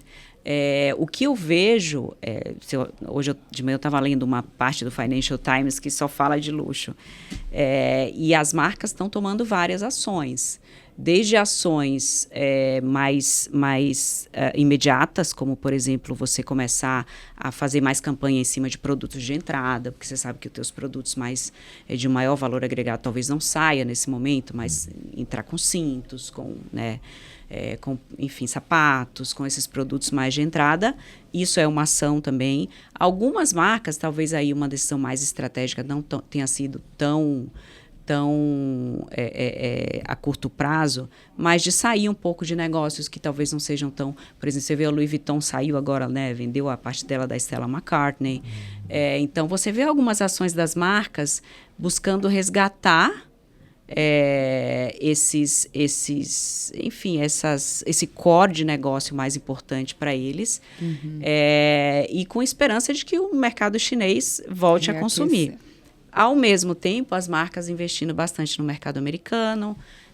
O Brasil, por incrível que pareça, a gente não teve a queda, a gente teve um crescimento até no luxo, e a gente tem uma perspectiva de crescer de 5% a 8% agora nos próximos anos. Então, a gente continua, né, Lutando consumindo. contra a maré. Exatamente, né? É bem Brasil, né? Você não É a sabe o cara motivo, do Brasil. simplesmente a gente faz A diferente. gente não vai, não. É, lutar, né? Você Não vê, movimenta. a China teve uma queda de mais de 20%, né? Só no Mais de mercado de luxo. 20%. Né? Tem Ó, uma queda de... 40% do luxo francês era comprado por chinês. Nossa, Lembra, a imagina gente, o impacto né, a disso. gente quando É, vai pra Nossa, fora... lembra a gente as filas vai- dos chineses? Nossa, a fila de chineses em Paris, na Louis em Vuitton em Paris. Assim, Hoje não tem mais. Tudo inteiro, só Uma chinês. coisa de doido. Né? E até o movimento, né? O próprio Caio contou ontem de fazer esses movimentos das lojas gerarem a experiência para dentro da loja sem ser diretamente consumo do produto, como o café da Louis né? Vuitton, todo Eles esse estão repensando movimento, isso. né? Eles já usam muito esse brand Sim. stretch, né? As marcas já entraram nessa estratégia de expansão de marca, que eles criam outros negócios. Tem o Para Gucci vivenciar a Garden. marca, né? Talvez Para não um vivenciar a produto marca, específico. mas, por exemplo, o Hotel Bulgari é um negócio, né? Os sim. hotéis. Então, tem negócios já também bem direcionados para isso, que aí você já tem uma marca tão forte que você consegue fazer esse brand stretching, essa expansão de marca para outros mercados que você não atuava antes. Mas tem que ter uma marca bem forte para isso. A Vuitton também, né? A Louis Vuitton inaugurou um hotel agora, né? Sim. Isso. Na Champs-Élysées, né? Não sei se foi na Champs-Élysées, mas em Paris. Em Paris, exato. Além da loja nova, né, que estão Exato, construindo, exato. tem a estratégia do hotel. E tem a loja da Quinta Avenida, né? Também. Que 3 anos lá, né? Vamos fazer aquilo que tá. O Caio estava falando sobre o que é o poder da experiência, né? E ele estava contando que o tapume da loja da Quinta Avenida, que está sendo lá, você passa, praticamente a mesma textura, são baús. Da mala, né? O Do baú, baú. o baú da Louis Vuitton, são gigantes os tapumes com a fotografia do baú. A textura é quase a mesma do baú, até a experiência do tapume. Então virou um ponto de foto a Quinta Avenida para tirar com os baús. As flagships são uma estratégia importantíssima para as marcas. Eu dei uma entrevista recente para aquela a CNBC, né? CNBC falando sobre flagships. Porque as flagships, elas são muito importantes para o posicionamento das marcas de luxo. Elas são muito imponentes, elas são locais de experiência, né? Elas têm outros aspectos que agregam valor, obras de arte incríveis, né? Você vê todas as lojas da Louis Vuitton têm assinaturas de artistas contemporâneos que eles mesmos muitas vezes estimulam, incentivam, promovem, né? né? Promovem, exatamente, com suas ações. Então você vê a Tiffany aqui, né? A loja da Tiffany do Iguatemi Nova, que acabou de ser inaugurada. Uma flagship incrível, que tem muito da flagship lá da Quinta Avenida, que é icônica, né? O landmark deles. Então, assim, todas essas ações, elas acontecem justamente para trazer essa comunicação muito importante, midiática, né? Até para as marcas de luxo. Manu, você tocou no assunto um pouquinho antes, aí, que passou um pouquinho, a questão dos influenciadores. Né? O Brasil é o país que mais consome de influenciadores do mundo. E como que você está olhando esse movimento? Quais são as tendências? O que você está vendo de fora, assim, com relação aos influenciadores com marcas no mercado de luxo?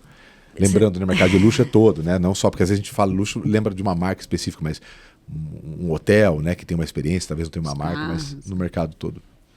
Olha, eu confesso que, assim, eu acho que as marcas de luxo precisam ter muito cuidado com os influenciadores. Você viu a Ferrari agora, né? Exatamente. Acho que é um case legal. Então, não é todo influenciador, não é todo influenciador que é um influenciador que faz sentido para uma marca de luxo. Conta da Ferrari. A Ferrari, ele saiu recolhendo carros, né? Recolheu agora de um rapper, não foi? Não sei ao certo quem é, nem conhecia, né? Porque tem famosos que eu não conheço. Eu tenho muitos famosos que eu não conheço. Vocês devem ter também. Não, a gente vai pro TikTok, a pessoa tem 19 milhões de seguidores. Eu nunca ouvi na vida. Pois é. Então, assim, e pegaram o carro de volta. Eles podem, porque eles têm um contrato que fala que qualquer ação que comprometa a imagem da marca para o mercado, eles podem tirar o produto deles de volta. E eles pegaram. Então, assim, eu vejo que, até quando eu atendo clientes aqui no Brasil, né, marcas brasileiras que atendem clientes de luxo, eu sempre falo, cuidado com essa questão de influenciador, porque não é quantidade de influenciador que influencia. É qual público que ele se comunica. Porque às vezes eles falam, nossa, sabe quem comprou na loja fulano de tal, disse que ia fazer um post. Não faça. Não é assim que... Não que faça. não é assim que funciona. Porque a depender do público que você queira direcionar a sua marca, esse influenciador pode depor contra. Claro. Claro. Então, a influência no luxo, ela existe, claro, né? E, inclusive, com muitos produtos falsos, muitas vezes. Porque nem todo influenciador tem, de fato, aqueles produtos que isso é absurdo. Exatamente. O caso mais famoso, acho que é Katy Perry, né? Ah, e da pochete da Louis Vuitton. Não sei se você viu esse Não caso. vi esse Que era caso. falso. Se eu não me engano, é a Katy Perry. Eu contei ontem. Ai, gente, mas ela não sabia, né? Ela usou... Então, Então, mas olha que ela estava fantástico que usando uma aconteceu. pochete da Louis Vuitton. Essa história E é muito aí, muitas pessoas foram na Louis Vuitton comprar a pochete. E a Louis Vuitton, a gente não faz esse modelo. Esse modelo Ele não existe. existe na marca.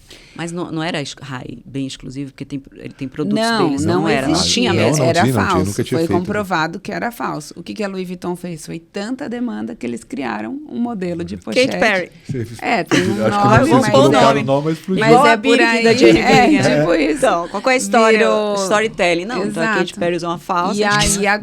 E aí é um dos produtos mais vendidos da Louis Vuitton. Não sei se é mito, mas diz um Reels de uma especialista que é verdade agora. Não conhecia essa história, confesso. Diz se for um mito, é um bom mito. É uma Mas pode fanfic ser. legal, mas A corre Louis assim. Vuitton tem uma comunicação muito... A Louis Vuitton foi a primeira marca que fez collab com streetwear. Olha que legal. Que fez collab com streetwear, com a Supreme, que também Sim, venderam a Supreme agora. sim. Então, É? você vê um resgate um pouco E do meu core, né? Do Isso, e é a questão de venderam? ser cíclico. Eles né? saíram de uma participação certo. importante da Supreme, mas eles tinham. Malu, uma coisa que a gente Mas eu vê... acho que eu não respondi sua pergunta, desculpa. das Qual que foi? influenciadoras. Então era isso, Respondeu. é isso. Porque o que eu vejo que falta muito para as empresas junto com o influenciador é a intencionalidade. Eu acho que é muito aberto. Eu vejo pouquíssimas empresas que conseguem trabalhar uma parceria com o influenciador intencional. Então, estratégica, né? Estratégico, Assim, intencionalidade. totalmente Quer dizer, olha, vamos fazer isso com o objetivo de tal, criar uma estratégia. Eu acho que se usa muito mal ainda. Eu sou embaixador de algumas marcas e a gente é o maior gerador de trials do Pipe Drive. O Pipe Drive é o terceiro maior CRM do mundo. Né? A gente CRM. utiliza. Pronto, o Pipe. A gente é o maior gerador de trials dele. A gente tem quase 3 anos que a gente é o embaixador número 1 deles na América Latina. Mas você vê, não à toa, de todos os nossos patrocínios que a gente tem, é o que a gente tem mais desenho estratégico. Então, nós comunicamos via e-mail com objetivo, nós temos as lives, nós temos os especialistas que já... E aí, por isso que a gente gera tanto trials para ele. Eu acho, e eu olhando para os outros, inclusive a gente tem vários dos parceiros. nossos parceiros, né? A gente levou várias ideias. Olha, vamos fazer um trabalho, leva um trabalho para lá, a gente vive isso, as pessoas olham a gente, muita gente, né, a Aramis, a gente ficou durante muito tempo, as pessoas, eu vi você, hoje eu compro na Aramis por causa de você e tal. Então, vem muito mais... Eu ainda vejo nos meus parceiros que tem também embaixo, falta intencionalidade, uma estratégia. Porque eu vejo tanto potencial, mas acho que falta no final falta o storytelling. Falta o que é o que você fala. Criar o storytelling Perfeito. junto. Você vê. Eles acham que só a exposição do produto exato. Seja intencional, que nem, por exemplo, quando a gente vê, e aí eu até notei, né? Pensando em todo o mercado de luxo, é uma afirmação que eu acho, mas eu queria te perguntar. Se a pessoa pudesse escolher um segmento para conseguir tentar aplicar isso em qualquer negócio, eu vejo que o mercado de hotelaria talvez seja o que mais dá, até por ser um serviço, você tem que ser muito amplo, que é o que dá mais gama para você criar detalhes e experiência, né? Porque o hotel, ele senão o quê? Um desenho de experiência, né? Eu acho que você faz, que nem você fez uma especialização de luxo em hotel, eu falo, se alguém conseguir olhar e desenhar uma estrutura boa de experiência num hotel, porque não é só a cama, a gente já participou de hotéis de redes mundiais de altíssimo luxo, que não criou o que talvez outros hotéis criaram. Exato. A hospitalidade é um segmento do luxo. Né? O luxo, isso é também uma coisa que as pessoas sempre pensam no luxo como moda, essas grandes marcas. O luxo tem diversos segmentos, né? Gastronomia, hospitalidade, bem lembrado, gastronomia. Jatos, helicópteros. A gente atende empresas de helicópteros, de iates, então, serviços de luxo. E a hospitalidade é um dos segmentos de luxo, do mercado de luxo. A hospitalidade, quando o varejo, agora falando especificamente do varejo, quando o varejo ainda estava muito focado no produto, o luxo, a hospitalidade já pensava na experiência, porque o produto da experiência de luxo sempre foi fazer o hóspede se sentir único e especial. Então, hoje, o que acontece? O varejo utiliza de muito da estratégia da hospitalidade. Absorveu muito da estratégia da hospitalidade para dentro do varejo. Então, a gente vê experiências incríveis, que é o que você fala, experiências com a marca. A gente foi numa experiência na Cartier, recente, eu levei algumas pessoas... e aí teve uma experiência com perfume, né, contando toda a história do perfume, eles levam a gente para uma sala especial. Então, você traz a hospitalidade para o contexto do varejo. E isso qualquer um pode fazer. Exatamente. Claro que com os seus recursos, Claro, não importa, mas você pode fazer. Mas, como o Nick é um Gardner café aqui, que você serve. É um café. É uma caixa de alface, gente, que você envia no outro. O impacto é hoje a gente conta dessa história. Né? A gente pega lá o outro exemplo que a gente sempre gosta de contar, coisa boa tem que ser espalhada, que é do Quenoa. Né? Gente, da chegada, saída, eles desfazem a mala, eles fazem a mala. Né? O nível de captação, a gente conversando na mesa de restaurante, discutindo sobre o prato. Aí a gente queria um negócio, mas o prato era assim, tá bom, mas vamos aqui. Fechamos, volta. Não foi. O prato foi feito da maneira que a gente estava querendo discutir.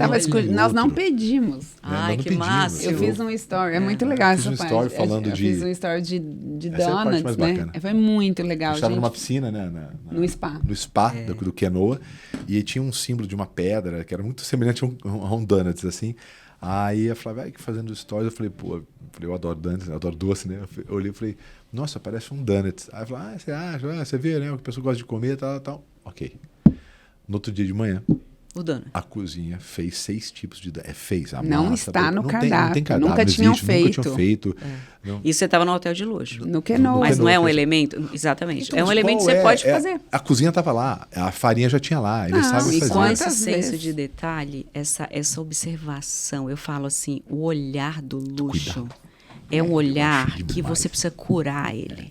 Você precisa maturar ele. Porque eu lembro de um hotel, uma pousada que eu fiquei no Nordeste, fazendo kite, inclusive. Eu fiquei numa pousada e lá não tem, até tem, mas essa que a gente estava era uma pousada ok, boa, mas nada na frente do mar. Excelente para kitesurf, mas não era de alto luxo. E eu acordava de manhã super cedo, porque eu precisava trabalhar, eu tinha umas coisas para entregar. Então eu acordava umas 5h30 e descia, ia para o lobby lá da pousada e ficava trabalhando. No primeiro dia, eu cheguei, eu vi o pessoal colocando o café da manhã, era 5 e pouco, eu falei assim, eu sabia que o café não estava servido, né? Aí eu chamei o garçom e falei assim, olha, será que você pode me servir só um café? Porque eu vou ter que trabalhar um pouco antes da minha família acordar. Eles dormiam até 8, 9, eu já estava lá. E ele não tem segredo, Alguém né? tem que trabalhar, né? Eu falo também. E aí ele trouxe um cafezinho, ele, claro, trouxe um cafezinho, um rapaz super simples, sabe? Super local, trouxe meu cafezinho. No dia seguinte, cheguei, na hora que eu sentei, ele já apareceu com café. Olha, que detalhe. Eu não precisei pedir, sabe, Flávia? Isso é elegante demais. Isso é sofisticado em qualquer lugar. Qual isso custa, é simples e custo? extremamente sofisticado. A pessoa lembrando, não precisa pedir. Por que eu vou ter que... de novo, pode trazer um café para mim de novo? Já tá. Não preciso, ele já trouxe. E daí em diante ele trouxe o café todos os dias que eu estava lá.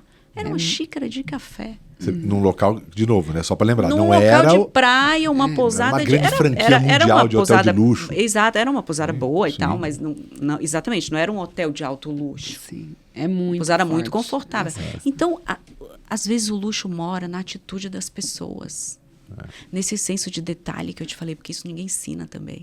Uma vez um grande treinador, o Edilson, contou, eu vou me lembrar, de uma grande empresa de seguro-saúde. E eles queriam que os líderes repassassem isso da experiência, porque, né? E não ia. Ele pegou, essa história ficou muito ali, pegou os 12 líderes deles principal e passou 4 dias, na época, no maior hotel de luxo do país. E deixou, e fez, voltou, eles chamou, não tinha contado, voltou, tiraram um dia inteiro. O que você gostou de lá? Me conta. E montaram, sem saber eles falando, né? montaram ali o script que era. E na chegada, e no meio, o que você viu de detalhe? E na saída, montou, né? O antes, durante e depois. Montou lá, diretor, que é o presidente, pegou e falou, tá aqui o nosso manual. Aí virou um manual de treinamento. Falou assim, Olha, isso que vocês sensacional. passaram, eu quero que vocês agora repassem para todo mundo. Tal. E ele fez isso uma experiência. Porque Gente, é isso que você falou, né? demais. De vivenciar e repassar. A gente no Quenoa teve mais um ponto que eu achei fantástico, que sei lá qual que foi mais, esse foi incrível, que é do meu chinelo. Né? Eu calço 46, meu pé é muito grande. Então, assim, não é tanto qualquer lugar que tem um chinelo esperando. E o Quenoa tem um chinelo... Não cabe as Havaianas. Não, quase nenhuma. E eu cheguei lá, obviamente, o que estava lá era 42, 43, para pessoas comuns, normais, né? E não tinha o meu tamanho. Ok, eu levo meu chinelo sempre, porque eu sei que não tem nos lugares. Isso foi de manhã, a gente saiu, final da tarde, tinha um par de Havaiana. Não era o do padrão, porque o da Quenoa escuta. O que aconteceu? A pessoa foi lá, viu meu chinelo, viu que o meu chinelo outro não era, eles saíram, foram comprar em outro lugar e pegaram o chinelo do meu tamanho. E a gente conversou com o detalhe, né? A observação. R$50, a intenção. O luxo ele é muito intencional. Isso. É mais intenção do que intuição. Isso. É mais sobre conhecimento, é mais sobre o olhar, a boa vontade, né? Do que realmente... A intenção de agradar, né? O luxo é você fazer com que as pessoas se sintam bem, se sintam acolhidas, se sintam importantes, independente. Olha que legal. Se sentir Quer dizer, diferente do que vendem muito sobre o luxo, que é, né, de distanciar. Não, é sobre acolher. A comunicação pode até ser um pouco, né? Essa comunicação. Claro, precisa quando comunica produto, pontuar. aquele produto lá comum. Até que tem um pouco. Mas quando você interage com uma pessoa que trabalha no mercado de luxo, você precisa sentir esse acolhimento hoje. É extremamente importante. Viu o vendedor que trabalha com luxo, né? Então, não precisa ser arrogante, não precisa acolher a pessoa que vai à loja, né? Entenda, tá aí. Ó. Exatamente. E o gerente e o próprio vendedor falou pra gente, falou, gente, como vocês fazem isso o tempo todo? A gente vai falar, eu tenho a sensação que tem alguém escondido embaixo da cama, não é possível o tempo todo. Surpreendendo. E aí ela falou que e depois eu adoro fazer isso, perguntar para o gestor por que é que faz. O gerente do lugar para entender. E depois eu pergunto para o atendente, né, ali nesse caso os garçons e tal, como é e é constante, é o tempo todo mundo. E aí eles falaram os dois de forma diferente, mas nós somos treinados para surpreender a todo momento. Toda e qualquer oportunidade. Ilha, sabe, ele falou, eu lembro que ele falou isso. Toda e qualquer oportunidade de surpreender é a nossa missão. Então, o indicador deles. Que eu te perguntei lá. O indicador deles é surpreender. Tanto que quando saiu lá os donuts, eles falaram. Eu falei, nossa, mas você acha? Não precisava. Aí ele falou, não, pra gente aqui é uma vitória. Porque fazer alguma coisa que não foi feito. Pra gente aqui é uma conquista de todo mundo. Então todo mundo se envolve. Porque era uma novidade. A menina do social media que escutou, que passou para a chefe da cozinha, que chamou o pessoal para fazer. Então, para eles, olha o que é a cultura, né? Para eles, encantar é o principal indicador. Demais. Então, se tem um negócio novo, não é trabalho. Né? E isso é hospitalidade pura, né? Pura. É hospitalidade no varejo. O alagoano faz isso bem. O alagoano tem, assim, nossa, ele tem uma áurea para atender já tem as pessoas.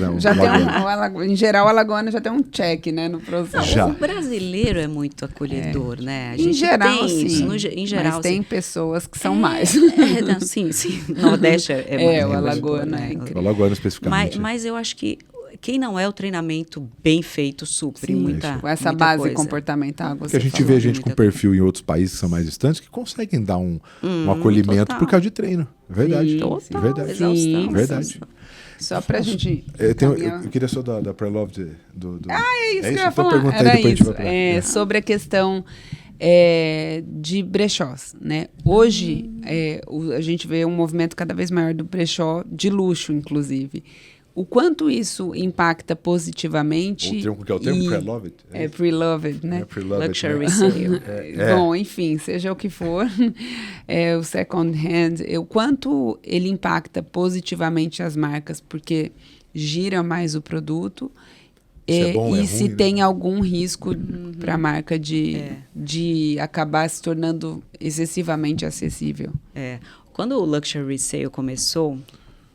Eu acho que 2017, 2018, porque eu lembro que eu fui para Nova York em 2019 para um evento de um Luxury Summit e eles tinham acabado de lançar o The Real Real, que é uma das maiores marcas de Luxury Resale.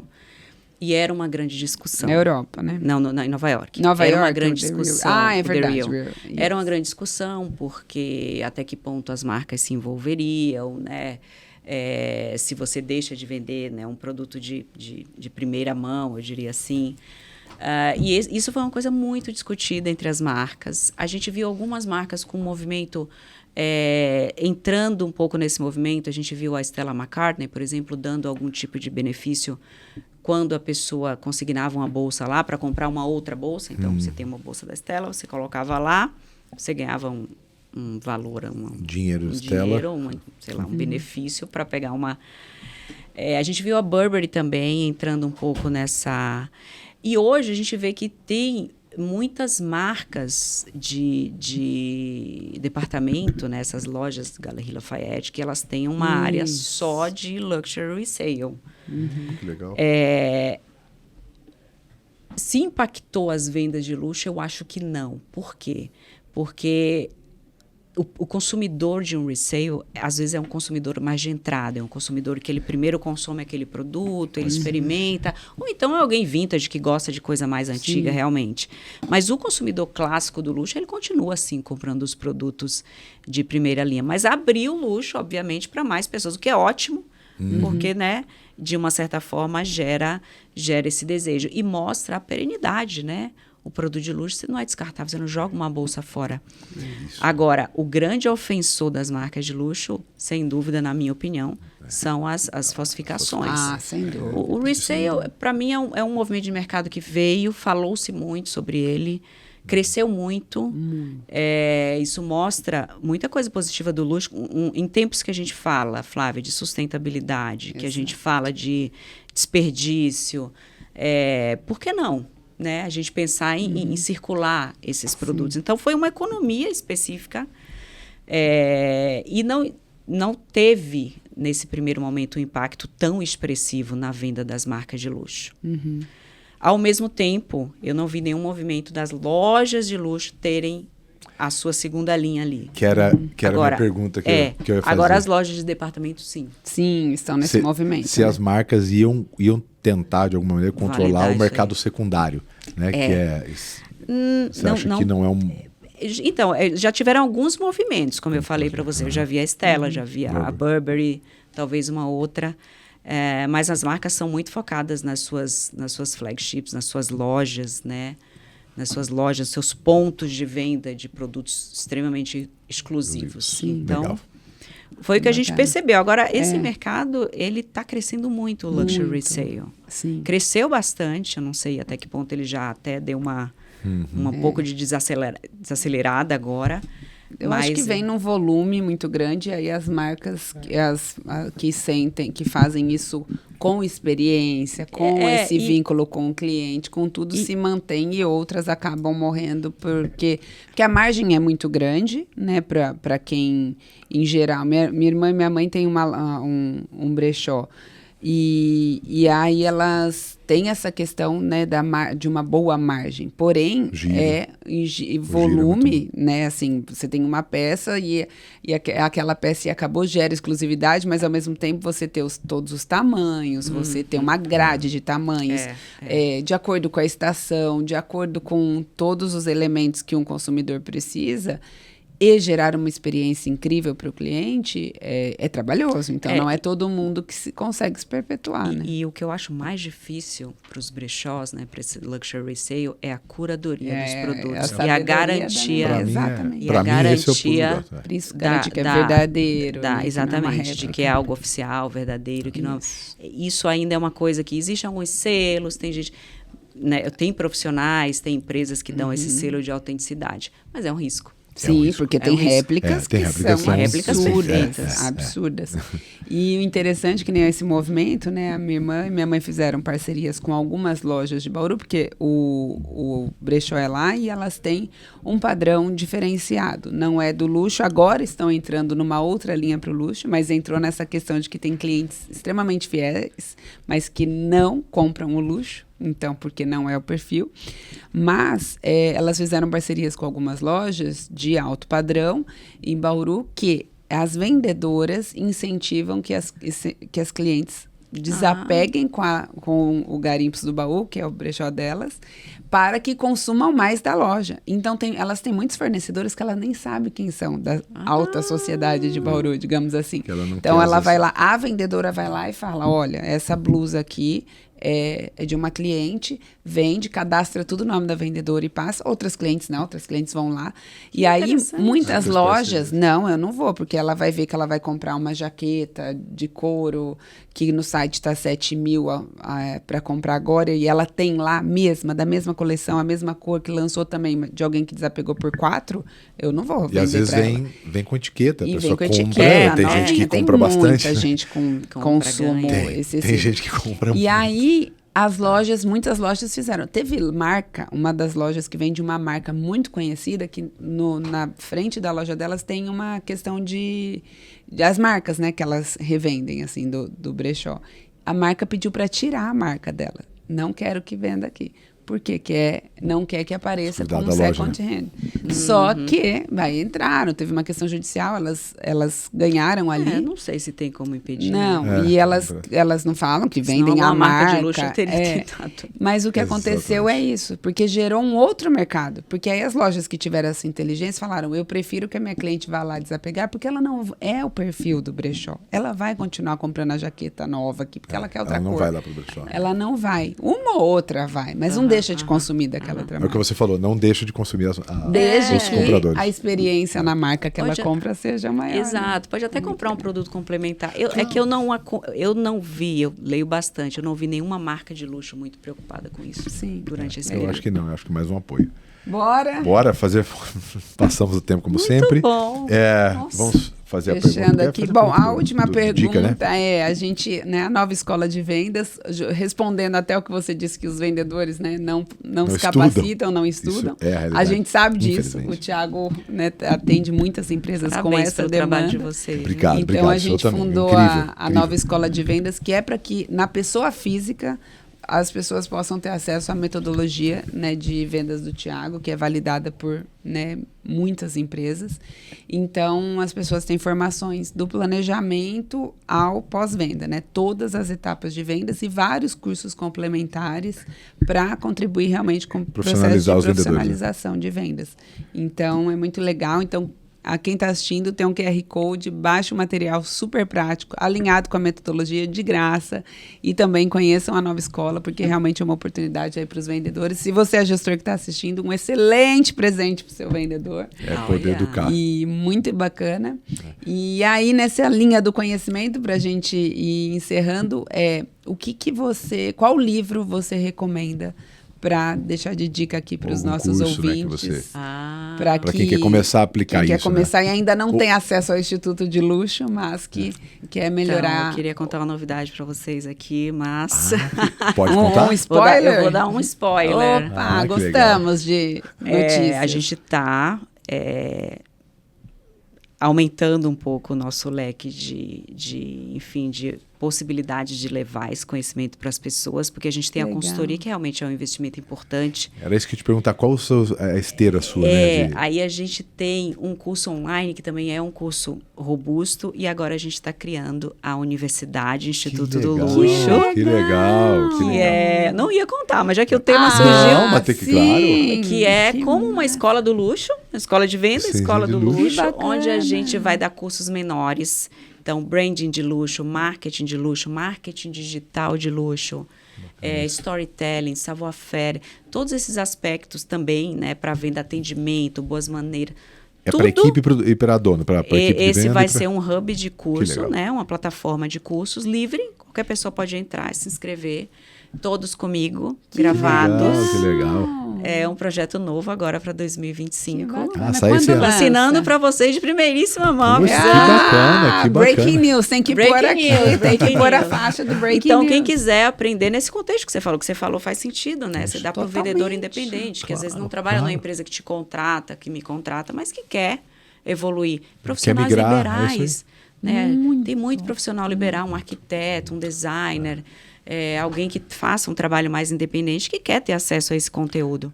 Porque lembra, não é qualquer, né? É serviço, é produto, né? Quer dizer, exatamente, um arquiteto, um Thiago. designer, um dentista. Um dentista.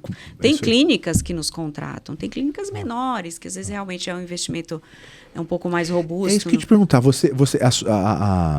O Instituto, ele tem escadas? Qual que é o perfil do cliente ideal dele, assim, a partir de as empresas com... Só para deixar o pessoal olhando e falar, mas isso aqui não é para mim, talvez. Não. A gente tem uma carteira de clientes bem diversa, né? Temos diversos tamanhos. A gente atende clientes que têm 30 pessoas. E a gente atende clientes que têm 5.000 pessoas. Então, a gente tem aí um perfil bem diversificado, tanto de segmento quanto de tamanho de empresa.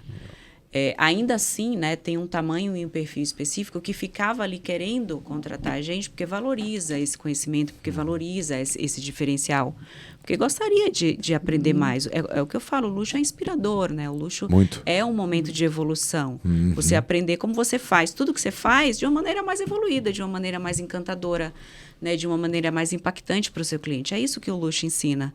Você pode utilizar os elementos, os ensinamentos do luxo, mesmo que você não esteja num segmento tradicional do luxo. E é isso que é o nosso propósito agora, trazer isso para as pessoas que querem aprender, como muito vendedor que quer aprender com você. Exatamente. E que você quer dar essa oportunidade. Então, e tem algum livro que você... Eu tenho muitos livros que eu gosto. Eu confesso que a maioria dos livros bons do luxo, eles não têm tradução. É uma pena isso. Mas eu gosto muito do Cap Ferret, Luxury Strategy, para mim é o grande manual. O Gilles Lipovetsky, o Luxo Eterno, esse tem em português, que é muito bom Luxo também. Eterno. Luxo Eterno do Gilles Lipovetsky, esse é muito bom, fala da história do luxo. Ele é um filósofo e ele traz um pouco esse aspecto filosófico do luxo, é bem interessante. Tem muita subjetividade também, né, no luxo, né? Assim, acho que o filósofo deve encaixar bem com luxo, isso. Né? Exato. O luxo, ele inclusive, ele fala que o luxo ele começou na pré-história, né? E ele conta isso. Outro podcast a gente fala sobre isso. Porque senão a gente vai se estender muito. Uma hora tem tempo, coisa a gente boa. já está há muito tempo. Mas, enfim, esses 2 livros eu acho que são livros que valem a pena. O segundo ele tem em português, quem puder ler em inglês também, o Luxury Strategy do Cap Ferret vale muito a pena. Perfeito. Tá bom? E a última pergunta que a gente gosta de fazer aqui, se você fosse escrever uma carta para Malu de 20 anos atrás, o que você escreveria para ela? Ai, gente, olha, eu escreveria de 20 anos atrás, eu acho que eu falaria, mantenha a sua calma, acho que eu me estressei mais. Cara, que legal. O que eu escreveria para Malu de 20 anos atrás? Muita coisa ela fez, A família, que eu sempre quis ter minha família. Eu ia falar, parabéns, aquele plano lá deu certo. Que mais que eu falaria? Não sei, sabe? Nunca pensei sobre isso. Mas talvez para conhecer um pouco mais sobre o comportamento humano. Porque muita coisa na nossa vida depende de entender esse comportamento humano, né? Ser empático com as pessoas, entender a personalidade e entender, enfim, a vida de cada um, respeitar isso. Então, ter esse entendimento das pessoas foi uma coisa que eu adquiri, mas eu acho que quanto mais cedo a gente entende isso, mais a gente consegue prosperar. Porque nós vivemos em relacionamentos, né? A gente depende das pessoas para tudo na nossa vida. Sem dúvida. Então, eu acho que eu falaria mais essa dica, assim, para ela. Que legal, que bacana, sensacional. Uma aula para nós também. Bom, gente, finalizar aqui uma salva de palmas. Obrigada. Muito bacana, Malu. Viu? Foi muito bom. Gentis, muito simpáticos, Que muito isso, acolhedores você? comigo, hospitalidade 5 estrelas. Adorei. Legal. Os livros, eu vou colocar a dedicatória, né? O livro nossa, Vendedor Bonzinho agora Não Ficar Rico, é um livro comportamental bem provocativo, e o outro é um manual de montagem de equipes comerciais. Eu vou deixar aqui um dedicatório, tá? Muito obrigada, lisonjeada. Obrigada, Flávia, pela sua atenção. Obrigada mesmo. E agradecer a todo mundo que ficou com a gente até agora. Espero que você tenha notado muita coisa. Eu notei várias coisas aqui. Que legal, né? Poder colocar, como o Lu falou, uma evolução, né? No seu negócio, na maneira de atender. Tudo aquilo que a gente trouxe aqui é completamente aplicável para qualquer segmento.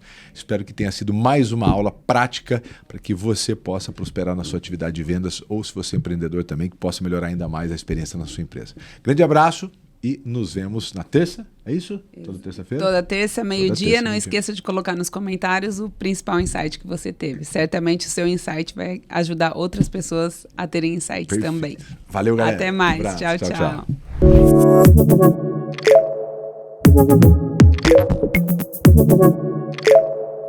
tchau.